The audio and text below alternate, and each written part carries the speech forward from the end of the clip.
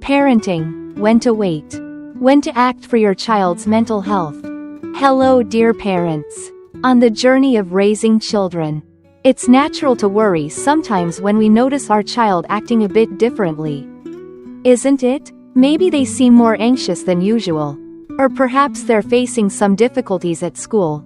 At times like these, the first thing we often do, or are advised to do, is to wait and see. But is waiting always the best approach? And how do we know when waiting is necessary? And when we need to act promptly to support our child? Today, let's explore this topic more deeply together, based on insights from child psychology experts. Key things to remember. Before diving into the details, let's quickly go over the main points to keep in mind when facing concerns about your child's mental health.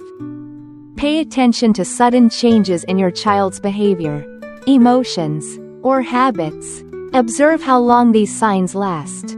Don't hesitate to consult with professionals or people close to your child who interact with them regularly.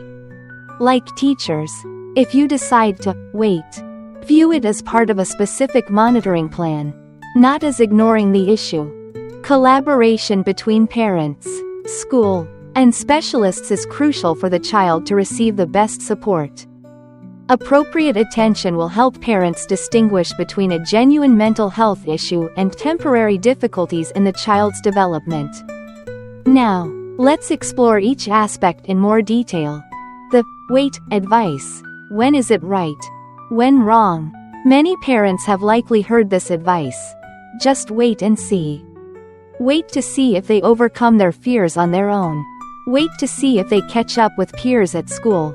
Sometimes, we're even advised to relax, not to worry too much, because children develop at different paces. And it's true. In some cases, this advice makes perfect sense.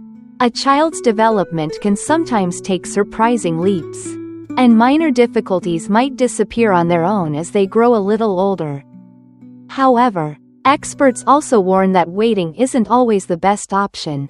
Some mental health and learning issues, if not identified and intervened early, become significantly less responsive to treatment. Conversely, misdiagnosis, overdiagnosis, or premature diagnosis can lead to unnecessary interventions, wasting time and money, and even affecting the child's well-being. So the big question is, when should you wait? And when should you act immediately? There are certain situations where consulting a professional right away is crucial, even mandatory. For example, if parents notice signs of social communication difficulties or poor interaction possibly related to autism spectrum disorder, early intervention offers a significant chance for improvement. Similarly, with eating disorders, early detection before the condition becomes severe can literally save a young person's life. Therefore, pay close attention if your child's eating or sleeping habits change suddenly and unusually. Another factor to consider is family history. If there's a history of mental health issues in the family, parents should observe symptoms in their child more closely, as the likelihood of the child experiencing similar issues is higher. Additionally, consider if any specific life events have recently occurred, such as parental divorce, changing schools, or the arrival of a new sibling. These events can certainly cause temporary disruptions in a child's behavior and emotions. In fact, diagnostic criteria for many child mental health disorders require symptoms to be present consistently for at least about 2 weeks. If changes have only appeared for a few days following a stressful event, perhaps a little more observation time is needed. Dr. Matthew Kruger, a clinical psychologist, also explains that for issues related to learning and development, waiting a bit is often advisable. Development in early childhood isn't always linear, and developmental milestones are guidelines, not rigid rules. However, a key factor parents should pay close attention to is when a child struggles with performing basic and important daily life activities.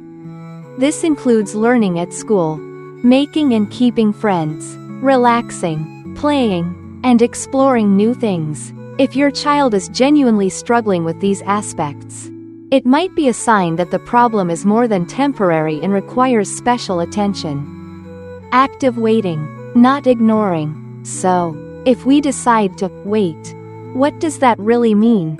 Child psychologist Dr. Alan Ravitz offers a very important perspective on this. Waiting must be an active, planned action, not passive waiting, or in other words, ignoring the problem. He emphasizes that there are issues we might think a child will simply grow out of, but which are actually very difficult to overcome without support. Take the example of persistent anxiety. The longer a child lives with anxiety, the more likely it is to shape their behavior in unhelpful ways.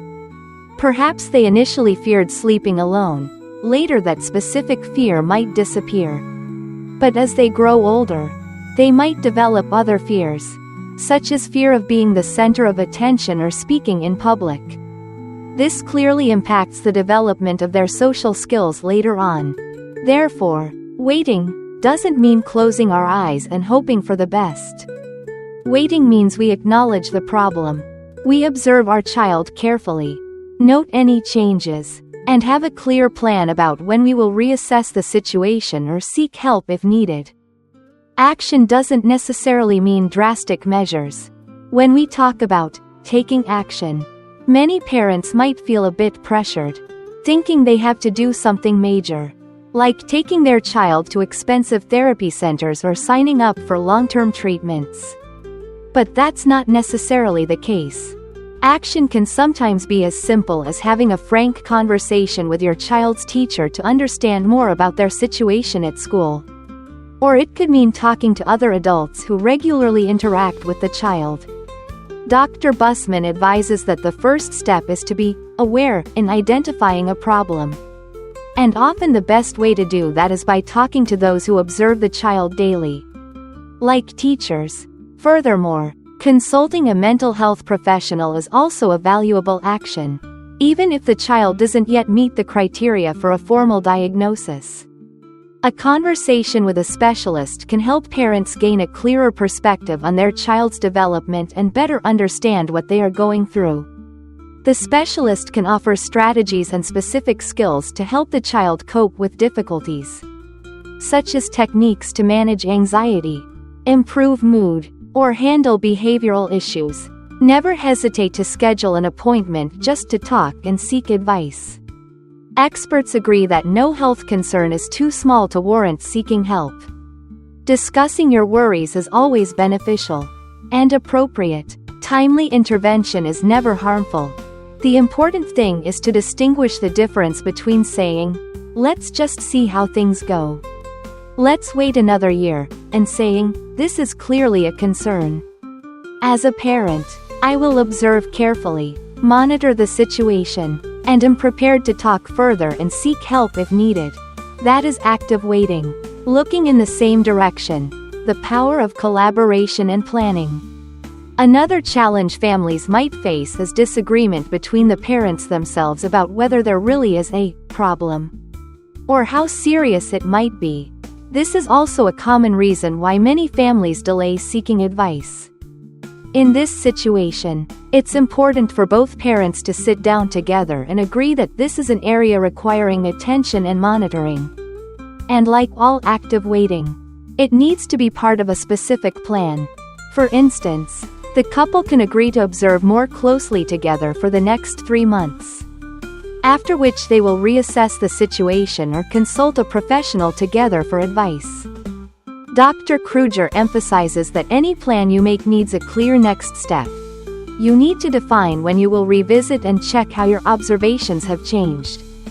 Has the issue resolved itself? Or is the problem still there? Having such a plan makes discussion and decision-making between parents easier and more objective. A final message. Finally, there's something incredibly important we want to share with you. Parents, trust your own instincts and intuition. You know your child best. If you often feel tired or exhausted by your child's behavior, that could also be a sign that something isn't right. Raising children is a challenging journey, but you shouldn't have to feel deeply overwhelmed all the time. Listen to your own feelings. If something makes you uneasy, don't hesitate to discuss it. Share it with your partner, trusted friends, or seek professional help.